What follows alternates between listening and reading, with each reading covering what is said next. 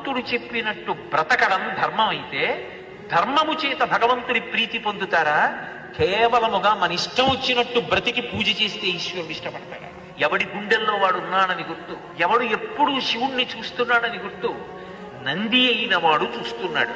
ఎవడు నంది? ఎవడు ఏ పని చేసినా ఒకటే పరీక్ష పెట్టుకుంటాడు, ఇది శంకరుడు అంగీకరిస్తాడా నేను చేస్తే? ఎవ్వడూ చూడకపోవచ్చు, మూడవ కంటి వాడు చూడకుండా చెయ్యలేవు.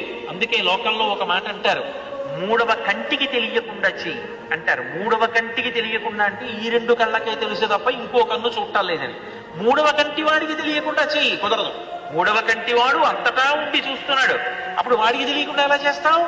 కాబట్టి మూడవ కంటికి తెలియకుండా చేస్తాను. ఏది? మంచి పని. నేను చేశానని ఎవరికి తెలియక్కర్లేదు. నేను ఈ మంచి పని చేసింది నాకు తెలిస్తే చాలు, శంకరుడు చేయించాడు నా చేత. భగవంతుడు చెప్పినట్టు బ్రతకడం ధర్మం అయితే ధర్మము చేత